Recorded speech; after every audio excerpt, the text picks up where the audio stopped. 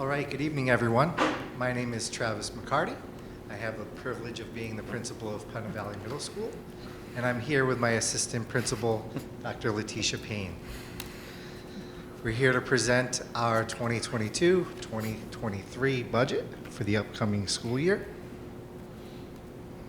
And we're going to start right off with enrollment. So you'll see we don't have a great change in our enrollment for next year.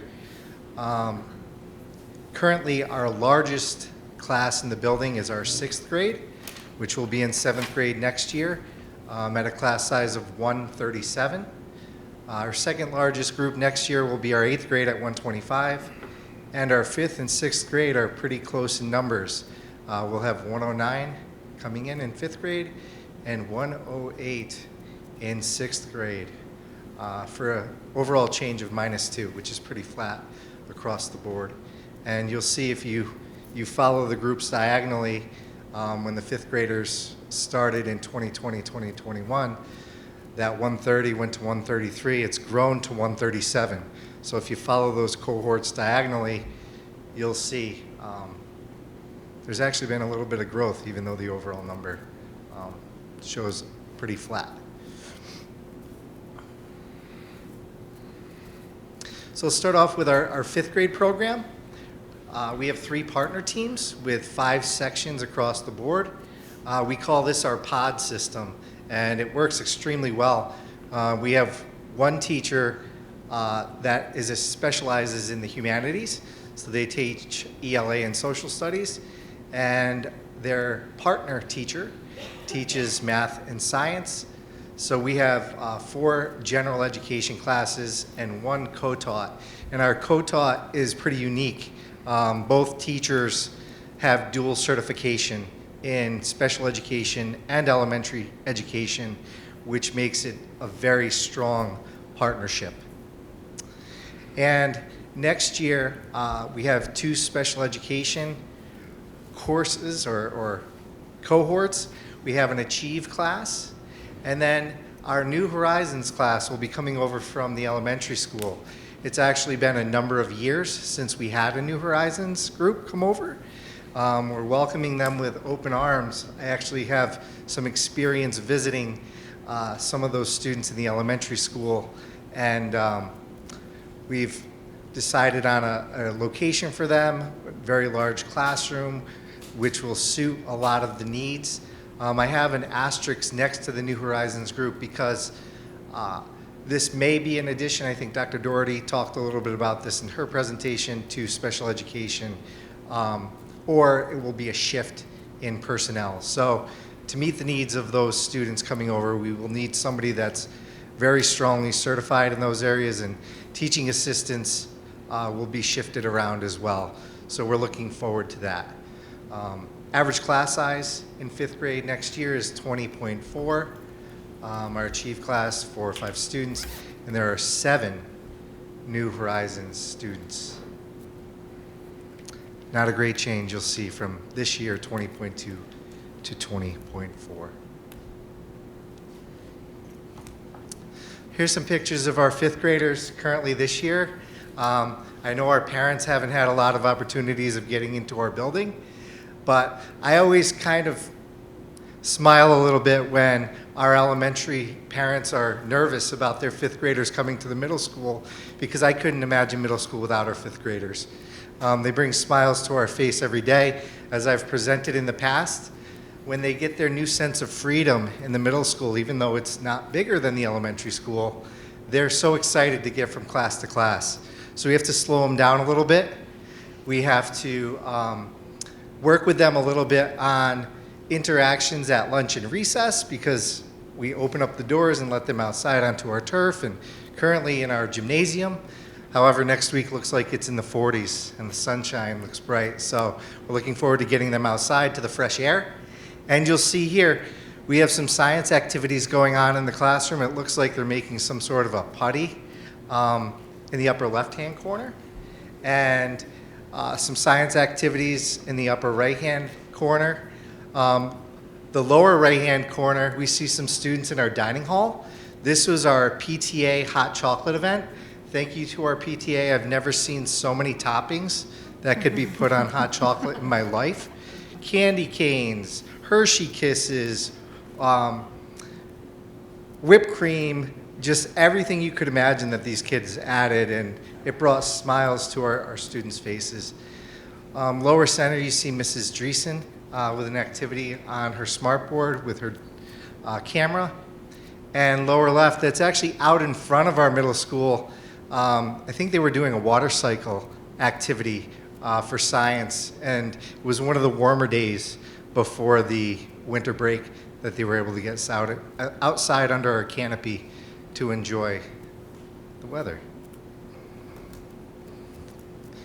And our Encores and Specials program, we don't see any changes here. We're still offering 7 to 8 week courses, and I say 7 to 8 weeks because some go a little bit longer, some go a little bit longer than 7 weeks, a little bit shorter than 8 weeks. But we have art, creative writing, social and emotional learning with Mr. Soprano, technology, and textiles and design. Textiles and design is much like the home ec system or family and consumer science that a lot of people remember.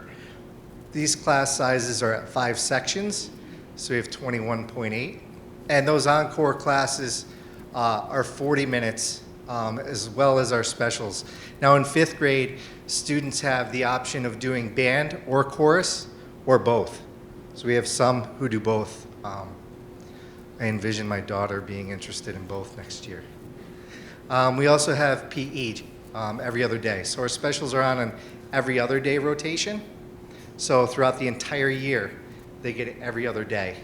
And our Encores, like I said, they take one for 7 to 8 weeks, then they jump to another for 7 to 8 weeks.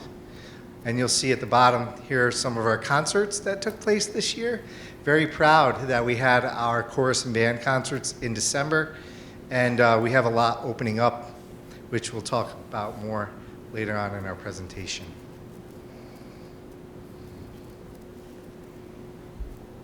Good evening. So we have 6th grade, which is not much different than last school year, but similar to our grade 5, which has pods. So you have 3 partner teams, 5 sections.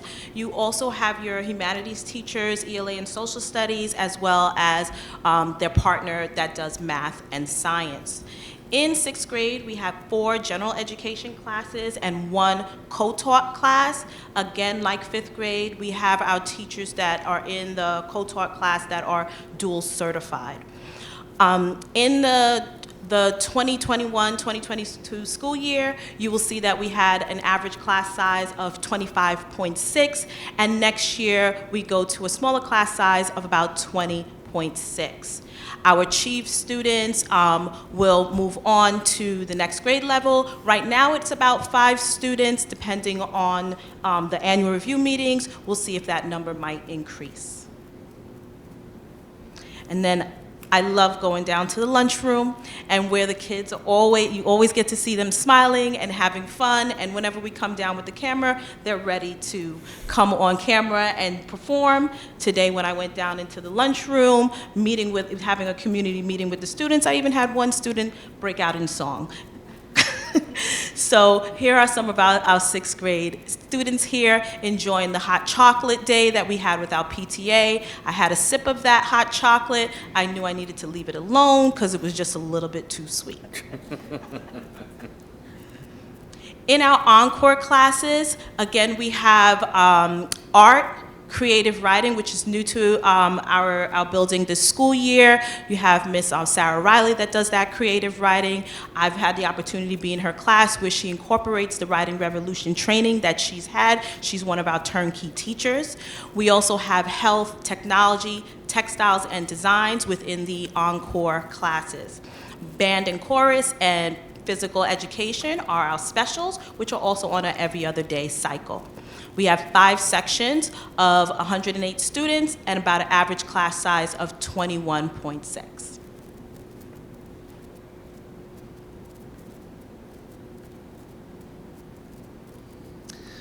All right, so our 7th and 8th grade program, and the reason why we do this one together is we share many teachers between 7th and 8th grade. So if you'll notice, if you look at the column all the way to the right, you're going to see average class size for 7th grade next year. That's our largest and growing class of current 6th graders. We're at 26.2, so we're going to be watching them closely. And as you go down, it's 26.2 across the board. It's 5 sections. Our 8th grade, which is the second largest group in the building next year, will be at 23.4. We typically like to keep our class sizes between 20 to 25, but as you can see, we exceed that a little bit in 7th grade next year. English stays the same. You'll see a plus 0.2 for LOTE next year, and that is our Mandarin Chinese group. So currently we only have one class due to interest, which is our current 7th grade Mandarin group, and they will be 8th graders next year. So we're speculating that we will have a 7th grade Mandarin group next year. So that's the additional 0.2. And as Dr. Luff said earlier, that's through Orange Ulster BOCES, although we do have a supportive teaching assistant in that class. Now, we do have some preliminary numbers as of today, and I know Ms. Coleman had one more pod to go into, but as of right now, we were at 23 students interested in Mandarin Chinese next year. And again, that's from our students, and of course they go home and talk to their parents a little bit, so that could change, give or take a little bit. But you know, I can only say we continue to gain more and more interest because of the positivity and the exposure of the elementary school. So when these kids are getting exposed to Mandarin Chinese and seeing how much fun it is in the elementary school, that interest grows as they come over to our middle school. And so that's why I think we're going to start to see a little bit more interest in that program. And again, right now it's one section in 7th grade. Next year we expect one section in 7th, one section in 8th, unless that 7th grade cohort grows a little bit more. All right. Again, the only change we see across the board is that additional 0.2. Everything else looks similar to it did this year. So this is our 7th grade Encore program, and this is a little bit different. We actually run on a 3-day cycle, which is on a 6-day rotation. So our students get 60 minutes a session or a class for a total of 20 weeks. So those run half a year. So in 7th grade, they receive art for half a year, they receive technology for half a year, but that's on a 3-day rotational basis with band/chorus, or both, and physical education. So you'll see next year, 7th grade at 137 students, class size actually goes down to 22.8 because we technically have 6 sections of it. So because of that rotation, instead of being up at 26, we're down at 22.8. Here's some of our current 7th graders. Up in upper left-hand corner there, you'll see Miss Cassidy. She's our new math teacher. You'll see a student measuring the shoe or boot of a fellow student. And that's practical application for real-world dilemmas. I can only imagine that shoe size. Sometimes it's hard to figure out, right, without trying on shoes. Same thing in the upper right-hand corner. In the lower right-hand corner, you'll actually see our SAD students that came over to work with our middle school students during one of their lunch periods, and we're always looking for opportunities to partner with our high school. And I'll talk a little bit about our Hope for Youth Foundation and our after-school booster lab, but the lower right-hand corner here is just kudos to those high school students to come over and have the courage and openness, I think Leanne was there actually, to work with our students on making good choices. I know they talked about things that may lure students in once they grow in age, and making thoughtful choices and sharing information with adults before falling into that peer pressure. In the bottom center, you'll see students on their laptops. Lower left, it's funny, in the middle school, I was just giving a tour to Red Hook about our scheduling a couple weeks ago. And as they're walking the hallways, they're noticing kids sitting on the floors, kids working at desks in the hallways, and they're like, what is this? And I had to explain to them, our kids learn in all different environments, not just the classrooms. I would invite, when we open things up, when you walk through the middle school, nothing's off limits. We have stools in the hallways, they're working up on countertops, they're on windowsills. I mean, this is student-centered learning. When you're at home, you don't always sit at your desk. And in the middle school, it just shows how students have their own different preferred learning environments. And this is just one example of kids working out in the hallway against lockers. And I oftentimes stop and have very good conversations with them about what they're working on.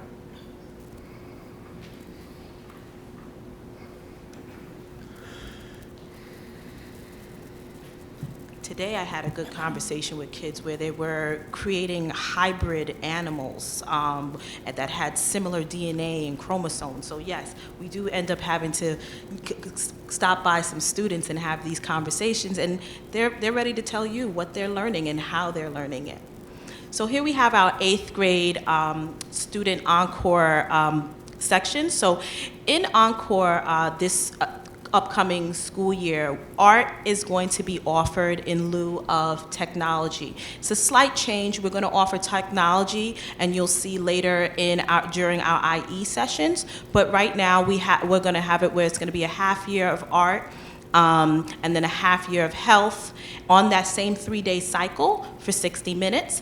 And then they also have opportunities for specials with band, chorus, and digital music. Digital music is relatively new because they had it in the past, and now we brought it back as an option for students to broaden their musical choices.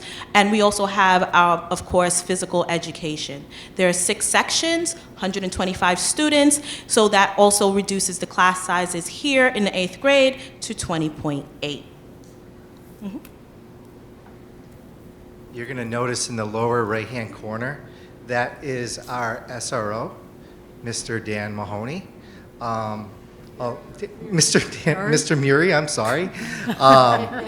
Along with our bloodhound, who visited our health class. And it is one of our missions to help our students become more familiar with our SROs in the building and understand how law enforcement works in a positive way for our communities.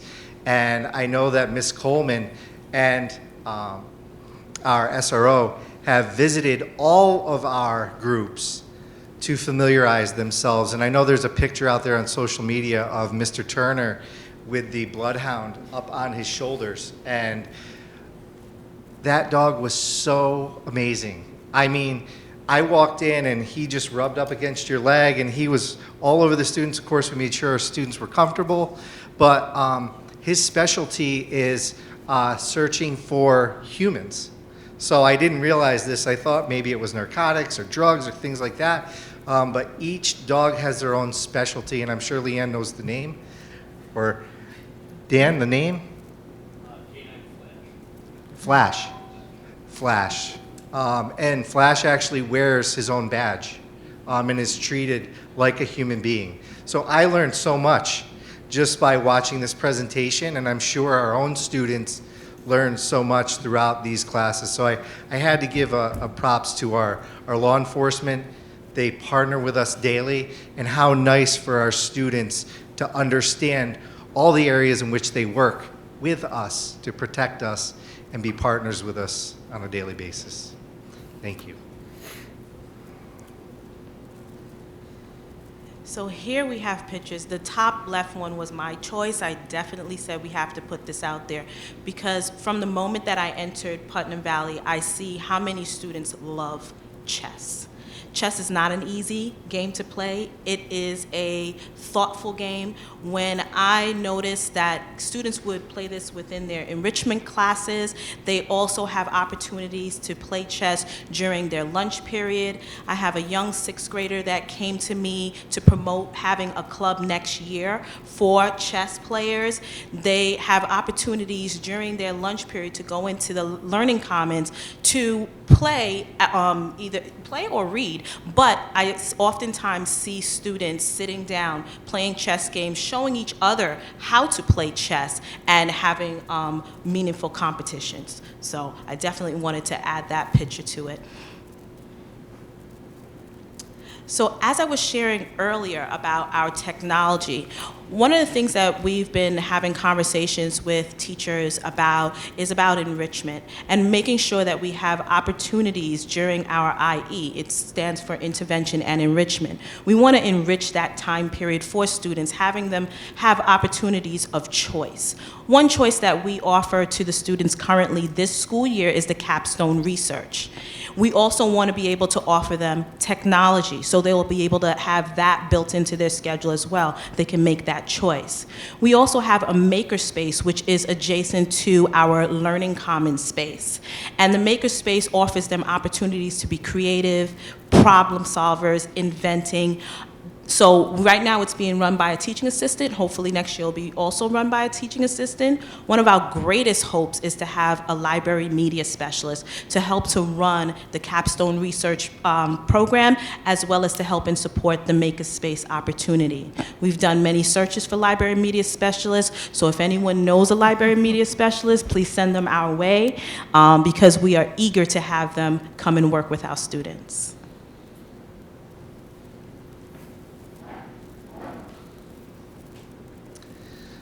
Okay, so overall staffing. You'll see across the board in grade 5, we have no change. Grade 6, no change. 0.2 addition in 7th and 8th grade, which would be our Mandarin Chinese, which again is a partnership with Orange Ulster BOCES. AIS, no change. And you'll see here I put 0.2 for ENL. As was shared earlier, and the board continues to share more interest in, and rightfully so, we have a growing population of ENL students. And I have to tell you, our ENL department is in some way magician-like, because all of a sudden I just found out today that we have 2 new high school students moving in who need ENL supports. So that kind of has a ripple effect because we share staffing between the buildings. So it's like, how do we meet the needs here, but take away here and add here? So when we are hiring, it's nice when teachers are dual certified. And that's been a tremendous help when they're dual certified in, let's say, Spanish and ENL, or any other subject in ENL. And that helps because we can weave students into certain ones of those classes while meeting that ENL need. So I'm looking forward to that presentation as well. I will tell you, Mrs. Methans has been tremendous to the middle school, and she's taken a great leadership role. And now Ms. Himmelfarb, who started with us probably a little over a month ago, who shared between the middle school and high school, has been a tremendous asset as well. So look forward to their presentation. And again, definitely a growing need to meet all of those services. And we'll continue to look at ways to address that. Encores, we don't see any changes across the board, just some shifts. We still have a 1.0 art, creative writing, a 0.4, and that's actually run between Mrs. Riley and Mrs. Hayes right now. Health with Mr. Turner. Our music department, we have a 3.0. PE, social emotional learning. Our sustainability after next year, we'll see that kind of drop off the chart, but we do address this with our Go Green Club. Technology, 0.8, and textiles and design, a 0.4. So overall, 8.2, and that covers the whole middle school.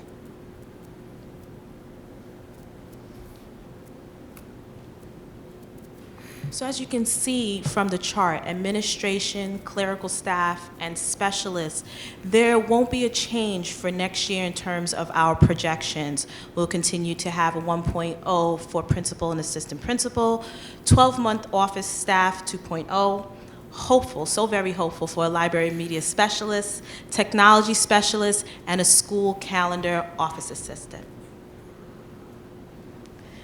In our support staff, you will also see there will be no changes moving into the 2022-23 school year. However, when we look at teachers' aides and teachers' assistants, we know that that is dependent upon our annual review season and the needs of the students.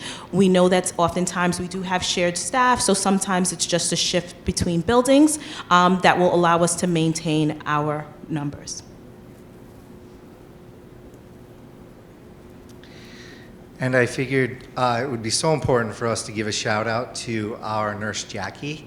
If any of you have ever been in a school, you know how imperative nurses are. And I know Nurse Hill very well as well from the elementary school with regard to my own children. So how nice is it to now have a floating nurse? And you know, when teachers are out, it's like really difficult at times to find substitute teachers. Imagine what it's like when a nurse is out. There's been times where we've shared nurses on the campus, one nurse for the entire campus. So having Miss Hill, who has been so great with our elementary kids, and to then see them come to the middle school and then even help them at the high school has just been tremendous. So a big thank you to Nurse Hill and Nurse Jackie for all that they do for our staff, our students, our administrators, our families. They're so gentle with our kids and so helpful on a daily basis.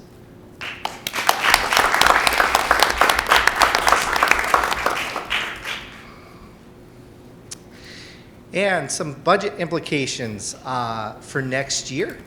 We're looking at, and we've started some DRA training. I know Jackie Levine gave a presentation with regard to our curriculum and instruction district-wide. And one of the nice things is the middle school is really the bridge between the elementary school and the high school. So we see all these great things going on, and when I see high schoolers go over and see the tremendous things that they're doing, we sometimes forget that they came from elementary to middle school to high school, and we're all in this together. It really does. It takes a village to raise a child, and they go through all these developments throughout their entire career. So the DRA training really helps us to connect with the elementary school in many ways, in which we're able to get more feedback with regard to reading levels of our students. We do a lot of good work around whole book instruction, and this will help open up a little bit more for guided reading instruction, where we individualize reading levels for students. And right now we have a teacher that's piloting some Fontes and Pinnell materials through guided reading in 5th grade so that we can get more of a pulse as to where they are. We can set goals, we can provide training, and really meet them more so individually to grow that program. I know we've talked a lot about Writing Revolution. It's been something that we've been involved in since last summer, and I know Dr. Payne talked about Mrs. Riley using it in her classroom, but we have 4 turnkey teachers in the middle school at every grade level. And the one thing that the public might not know is writing is across all core areas. I find it interesting that when kids come to the middle school, they all of a sudden think subjects are departmentalized. Like, but that's in science. No, that's in English. No, that's in social studies. No. When we're out in the real world, it carries across interdisciplinary units. So what you learn in ELA, you should be carrying to your labs in science. You should be carrying to your compare and contrast essay in social studies and applying it with your Venn diagram and such. So Writing Revolution is good writing. It's the basic foundation to sentences, paragraph writing, essay writing, and it's getting all of our core content areas familiar in a common language because we're all ELA teachers at heart. We're all language teachers. It's just the content goes with it. So that's the bright side of Writing Revolution. And I know our work is just starting in this area per se. And I know next Friday during our superintendent's conference day, our staff members will be working with our trainer on that continued developmental work, and we hope to carry that into next year as well. Our IB middle years program, I shouldn't say our program because it's something we're investigating. So I want everyone to understand that this is a framework. Dr. Payne and I are in our infancy of learning more about the IB middle years program or a comparable approach or framework. I think the confusion out there a little bit is that this is an overhaul of an entire curriculum, and you know, our teachers, what are they doing wrong? How come we have to revisit curriculum and look at our maps and change everything? And that's not what it is. In fact, we had a veteran teacher on a call with another neighboring district the other day, and she goes, I've been teaching for 20 some years. This is not a new program. This is good teaching. This is inquiry-based learning. This is a framework that we all can get together and move in a common direction to collaborate, to provide what's best for our students. And it was an aha moment for me, because when we look at frameworks, when we look at inquiry, when we look at collaboration and interdisciplinary units, isn't that what we all strive for? Isn't that what we want our students to do? So we are still in the investigation process of learning more about the IB middle years program. And I think the confusion as well is we have an IB DP program in our high school for 11th and 12th graders. This is not the same. This is a program for all in our middle school, grades 6 through 8. It may be a foundation for grade 5. It may eventually be expanded in 9th and 10th grade. And again, I say it's not something that we are taking ownership yet of. It's something that we're learning more about. And I think the framework and all the pieces to it are amazing. And I was a big part of our LATTE approach, Learner Active Technology Infused curriculum program, which our math department did a really nice job with. We talked to the public a lot about student-centered learning. I know Ms. Conlon, Mrs. Vandeveld, Ms. Minch really took it over with their activity lists and a tremendous amount of differentiation for their students in 7th and 8th grade math, and they still carry that over in 7th and 8th grade math. And when we look at the work and the collaborative efforts that they make, I see a lot of similarities in what this IB middle years program may have to offer for our staff and our students. So I'm sure we'll be talking a lot more about that, but I just want to thank Jackie Levine and Dr. Luft for helping us to partner with neighboring districts to learn more, because again, we're still investigating and learning more, and every time I hear more about this, it's great teaching. It's great inquiry-based, a framework, everyone on the same page. It's what we want for all of our students and all of our staff, so I'm looking forward to learn more. And that's grades 6 through 8, but keep in mind, you need to have a foundation, so 5th grade would also be involved in that work, should we choose to go in that direction. I'll let Dr. Payne talk for a little bit, and then I'll speak. All right, I'll talk about choices and program offerings. So as Dr. Payne already mentioned, we currently offered capstone research for the first half of our school year. Again, we're still yearning for the right person to be our library media specialist, so we can continue that. Our 8th graders who currently take chorus, band, or digital music, Miss Krause does a phenomenal job with digital music. Kids actually create their own music through GarageBand and other platforms. As 8th graders and 7th graders, they have the choice of Mandarin, Chinese, or Spanish. And to show, I know the board asked this of Dr. Intrieri the last time she presented, how does the middle school partner with the high school with IBDP? Our students, and I know there's a parent night next Wednesday for grades 6 through 12 in the high school library at 7 p.m. Where we can, as a parent myself, learn more about the steps that sixth graders will take to prepare themselves as 11th and 12th graders. So part of that step is expanding themselves in the area of math. So math 7A and algebra 1, we currently offer 2 sections in 7th grade, 2 sections in 8th grade, and of course, if the opportunity is there, that can grow. But ideally, we want a minimum of 2 in those areas. Writing, which I already spoke about, is so important. We have our creative writing, we have our continued vertical alignment, and our writing revolution integration. This is one of my favorite sections, which is the opportunities that we offer students. Middle schoolers need to get their energy out. They need to show their talents. They need to show who they are as human beings. And the opportunities that we offer at the middle school provide that for them. We have a number of activities, clubs, and sports. We look for students to meet with us and share their ideas with us. And if we have a willing teacher to help to advise that club, we end up offering it to our students. We want to grow our activities and clubs each school year. This year, we had an opportunity to be in person. You know, last year we had a lot of virtual, but this year, in person, seeing the kids smile. I'm going to be going to the Go Green Club when they're going to be building butterfly houses. So it is really important for students to have opportunities, to have outlets other than just the academics that they do in class.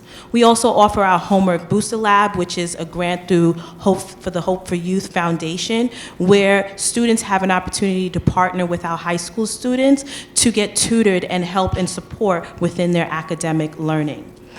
Student of the Month breakfast is back in person. I am so enjoying, that's one of the pictures that we have right there, enjoying eating breakfast with our students and celebrating them. Teachers nominate their students, not just on academics, but also on the basis of their character, on the basis of their improvement in school. And we get to see the students, eat breakfast with them on those days that they are nominated. We also have our student government, which is run by Ms. Wanda Diaz, as well as Ms. Sarah Riley, and they help to promote positivity within our school. The Student Leadership Movement, which is a part of Today's Students, Tomorrow's Teacher, is a newer program to our school district. I am happy that this is offered in our school district because I had the opportunity to be a part of Today's Students, Tomorrow's Teachers when I was a student at Walter Panis High School. It promotes opportunities for students to learn about becoming a teacher and a leader in the classroom. We want more students to be teachers and leaders in the classroom. And since I was there as a high school student, they developed what's called the Student Leadership Movement, which offers opportunities for middle schoolers to be able to learn leadership, to learn what it means to become a teacher. They actually are kind of like the pipeline into the Today's Students, Tomorrow's Teachers program that offers them opportunities to learn more about working with students. They learn interviewing skills, and they also get scholarship to go to college. I also had support through my college mentor that helped me to get my first job. So it is a wonderful program that I'm happy that Putnam Valley has taken on. We also have our student and staff games. I believe it's next week we have our volleyball, because I know we had to move it, and he's going to be on the team. It's tomorrow. I'm already stretching. So, yeah, we had to cancel this for the Friday before break because unfortunately we had a number of staff members out. So I had to, gear myself back up for this because it's something our 8th graders look forward to every year. And I can't tell you enough what a feeling it is to have a gymnasium full of students cheering on the staff and students alike. And it's a friendly game. It gets a little bit competitive at times, but I tell you, I know we have a girls volleyball team at our middle school. It's second to none. Those girls are so athletic and so driven. And I had somebody pull me aside before the break and say, Mr. McCarty, thank you so much for rescheduling our game. I played no part in that. And she said, I'm on the volleyball team and I really want to play, but I was going to miss the day because I'm getting picked up early. So I was happy to meet her need. But I'm a little nervous, as I am every year, because We don't practice a lot together as a staff. We don't have a lot of time to do that, but we do stretch for about 10 minutes and then give it our all. So And you're not 14. that game will happen tomorrow, 8th period, and we're going to invite our 7th graders and 8th graders to watch. Our 5th and 6th graders will maintain in their classrooms because of mandates still, but we will be streaming it into their classrooms. Thank you to Mrs. Sherwood, so they can watch it and be proud to be a middle schooler and kind of see that when they watch the older kids play, that's their goal as an 8th grader. I want to compete against the staff. And just to add to that, as things are opening up, in about 5 weeks, right before spring break, we will have our Student Staff Olympics. Now, I like to say my sport is basketball, although I don't get as much practice as I used to. I do go down and shoot around with the students during their recess in the gymnasium. Our Student Staff Olympics are a variety of activities. We do hula hoop competitions, planks, basketball. We used to do tug of war, not sure if that's still on the agenda, but it's another great competition, and our student government works with our entire school, not just 8th graders, on that competition, which will be the Friday right before our spring break. Just to add a little bit more here, for social and emotional learning, we talked about our 5th grade Encore. One thing that some people might be not so familiar with is our Pride Time. That's an acronym. It happens once a month, and it helps to build friendships, relationships, respect, etc. We have a responsive school team that's led by Mrs. Soprano, and they meet 1 to 2 times a month to plan an IE period where our students work together to discuss a lot of these social emotional learning topics.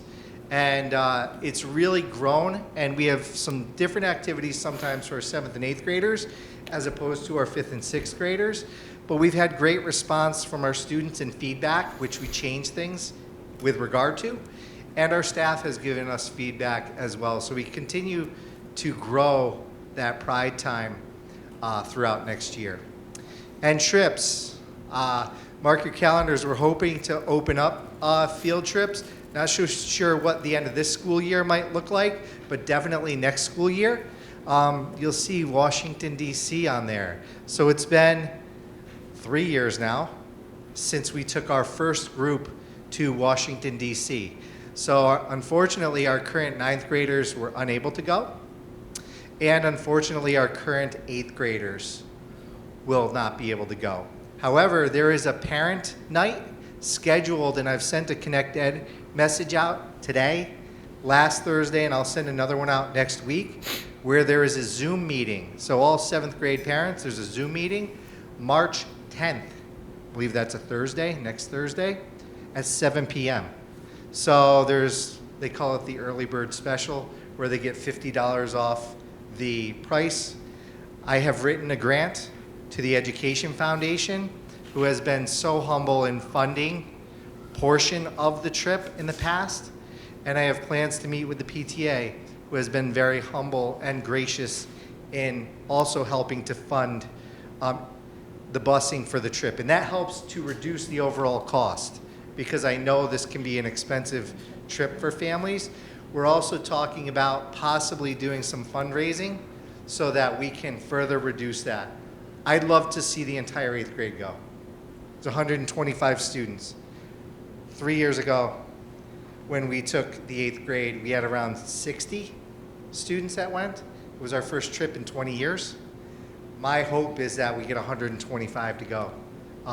It's a hope, it's a dream, and if we can make it possible for all, we will. It's a trip I'll never forget. And these students will never forget it. I got to know those 8th graders better in 3 days than you can get to know them in an entire year. Just everything about them, it was fantastic. While we learned about Washington, D.C. and everything historical that it has to offer.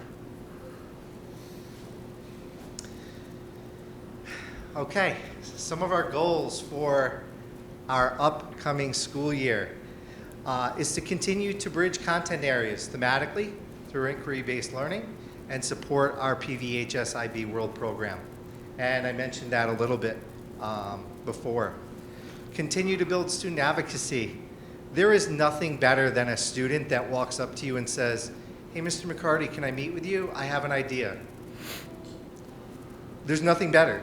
That's what we yearn to teach our middle schoolers. In fact, I had a student today who wanted to start a club.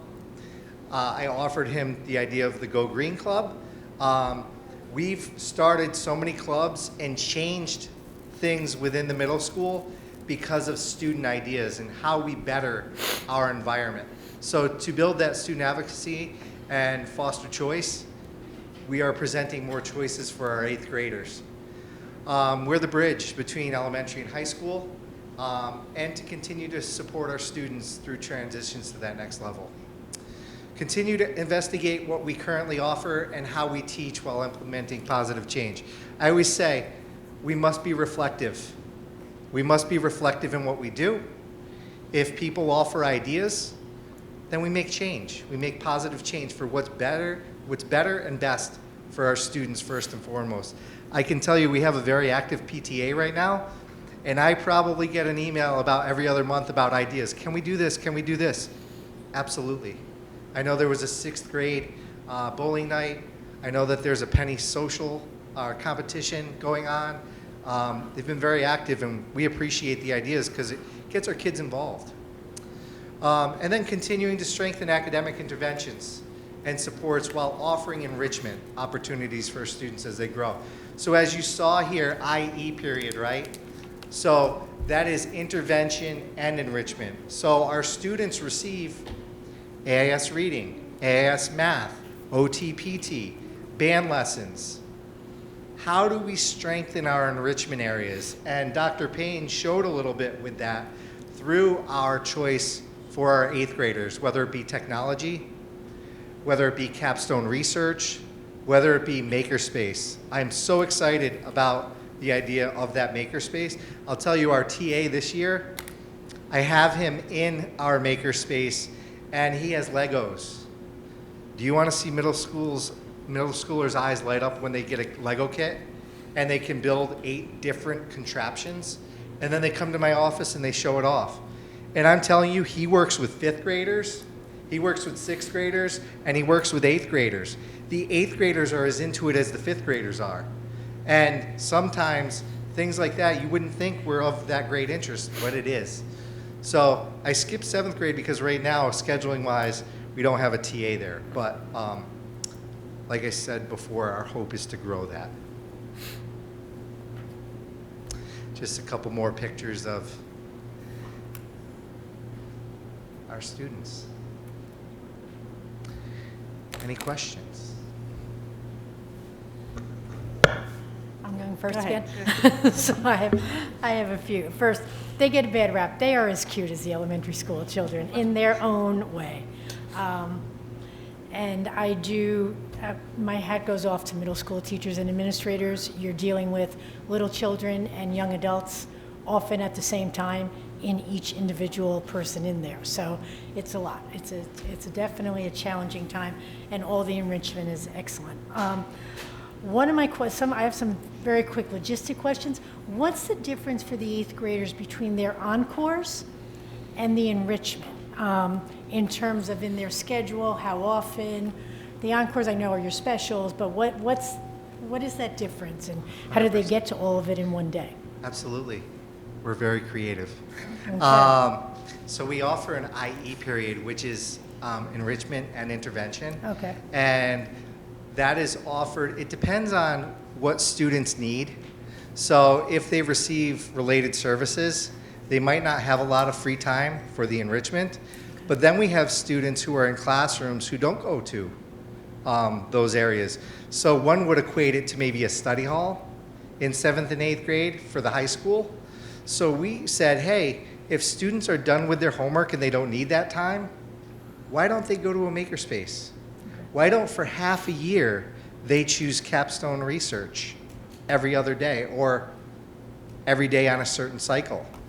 Or why don't they take technology? Because they really enjoy technology. So those are the options that we will have for that time period, and that's why it's enrichment. It might not necessarily be a graded course, but it'll be a creative course for them. And in your creativity with the 6-day schedule, and I'm an A-day, B-day girl, so I don't even try to get my head around a 6-day schedule. Do those students that have related services also get opportunities for enrichment? There's always a possibility, yes. My other logistic is, does textile and designs meet the state requirements for FACS, Family and Consumer Sciences? It's a part of FACS. Okay. We don't call it FACS, but it's a piece of it. Okay, because I know we have to provide that, so that's how we're doing it. And then, as you may guess, my longest question on the social emotional learning component, just some clarification budget-wise. You mentioned we have one school counselor, but I thought we did some rearranging and there's a little bit more than one. Don't we share with the high school? Didn't we spend a lot of time talking about that, or? So there's Help me. one there's one school counselor at the middle school, one psychologist, and one social worker. Right. That provide clinical support Right, but services. didn't we look at increasing school counselor services in the middle school? It was originally what we did was when we moved Laura Kildoff to the elementary school. Right. She was also covering 5th grade. What we saw during sort of the COVID years when all of our elementary school students were in and the middle school was in hybrid instruction, that she was really needed full-time at the elementary school. They had the most students there every day. And then we decided just to maintain that structure moving forward. She's pushing into classrooms, she's teaching lessons, as we heard earlier in the presentation. So she's really become a valuable asset to that building, and Travis has begrudgingly let her stay supporting the elementary school. She was servicing just the 5th grade. And I think once we were in full-time with our elementary students and we saw their needs as they were transitioning back into school full-time, that need really became very apparent. And I think that it has worked out swimmingly well. And for our students, I think Ms. Kildoff is in classrooms really every day at the elementary school, as well as seeing small groups and individual students. So the 5th grade, one of their Encores is a specific 8-week or 7-week social emotional learning component. Is that taught by the school counselor, or is that taught by a teacher as an Encore? It's actually taught by Mr. Soprano as an Encore teacher. Okay. However, one thing that you don't see based on the presentation is Ms. Coleman gets into all of our Encore classes throughout their year. She does career pathways. Okay. With more of the upper level kids, and she works with the Second Step program, more so with the entire crew. But as one example, you saw Officer Muri up there, so that's one of the ways that she pushes in. So it's a nice way for her to touch base. And as I mentioned during one of our presentations, she was playing a flashcard, kind of like charades. She was holding up professions on their heads and the kids had to act them out and then guess what they were. So I tell you, there's so many occupations that exist out there that our students don't often think about. So we're trying to chart this journey as they go through the high school. Because as you know, they change their minds as they grow. So some of them, even graduating high school, aren't quite sure where they're going profession-wise, but exposing them to what's out there is so important. And you answered my next 2 questions. Is Second Step being carried over? Because I know that's the point of articulating that kind of instruction. And does the general school counselor go into all the other classrooms? So you just answered those questions, so I am done. Thank you very much. Thank you. I don't have questions, but I have compliments for you. Back in the 90s, I was hauled into a principal's office when I taught in high school because I was doing everything that you folks are doing. It worked back then, and it works now, and thank you for allowing children to get out of their seats in a classroom, to go into hallways, to talk to one another, to differentiate, to ask them, what do you want to learn? We don't take the time to listen to our kids enough. And it's the key thing to allow them to grow as individuals. Thank you, thank you, thank you.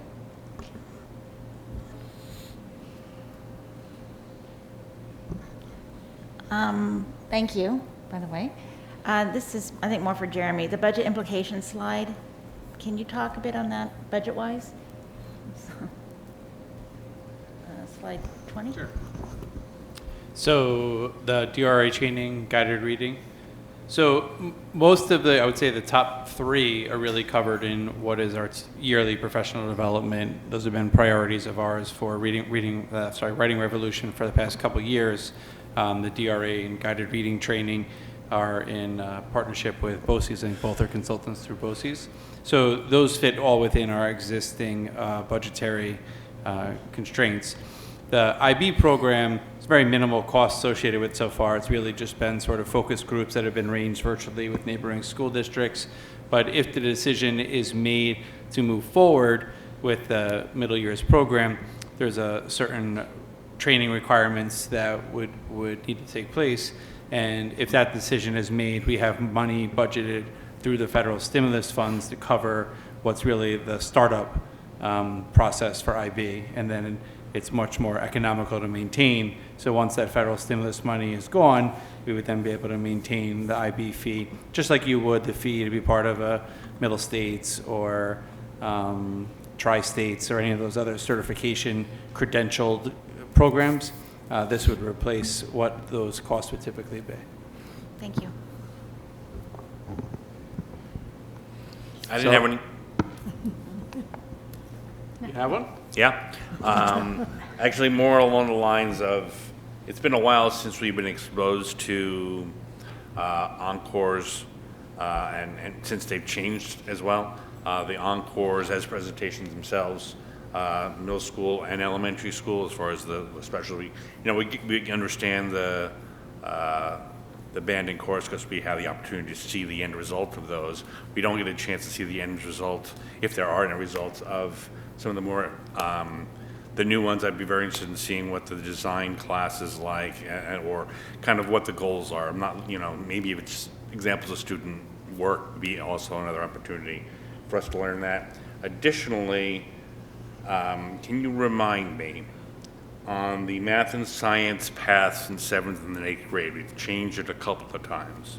There was the math 8, as opposed to going algebra, and now I see there's both. You just kind of, I don't know if it's now or another time, but I think you can probably put it in a quick way how math and science are now, because we changed earth science, that whole sequence. If you just talk a little bit about that. Sure. Right? I can give you a quick summary.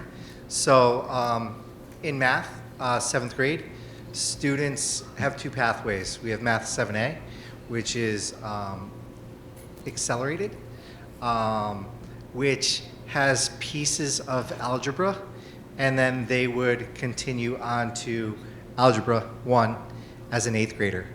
The other pathway would be Math 7 and Math 8, and those are the two pathways math-wise. Now, if a student does take Math 7 and wants to give algebra a chance, we try to put systems in place to catch them up and support them as much as we can to then have the possibility of taking algebra as an 8th grader. So I want to say we never want to lock anyone out. We're always open, like I said, student advocacy and families, because what they have for choices as young as 7th grade, as you know, impacts them as juniors and seniors. So we never want to lock students out. Now with science, it's a little bit different. We met with the science, high school science department, Dr. Intrieri, a couple of years ago now, and we offer Science 7, which actually when we talk about our science program in 6 through 8, it spirals. So we try to meet the next generation science standards, so they work together to build that. So what happens in 6th grade is grown in 7th and then grown in 8th. And they're actually get exposure in all of the sciences. And that's what we saw with earth science. It was just kind of a tunnel. Like that's what you learned and then you moved on to living environment. Now you're exposed to all these different sciences in hopes that kids will continue their interest into science research later on, and of course, living environment as ninth graders. And I'm sure I can't speak to the high school, but I'm sure there's other opportunities to double up in some areas if they need to. But we were told foundationally this was our best move, and we're still developing it. We're still waiting for the assessment to come out, because sometimes when you're moving towards standards and you don't have that assessment, you're really eager to see what that looks like. So there's cross-cutting principles. Our science teachers do a lot of work together collaboratively, but until that comes out, we'll really see what those standards are aiming for. And it's really, when we talk about the IB middle years program, it's inquiry-based. So kids question the world around them, and then they formulate skills to investigate any problem or issue that exists. So not just, what is I'm not making fun of any science, but what is this rock? So it's inquiry-based. Thank you. So I just want to thank Travis and Letitia, and obviously all of the faculty and staff we have in the building. As a parent of a middle school boy, I can appreciate what it's like living with one of them. Being in a building with 600 of them is, I give you guys all the credit in the world, but certainly a fantastic job, terrific place to be. Thank you all for your time.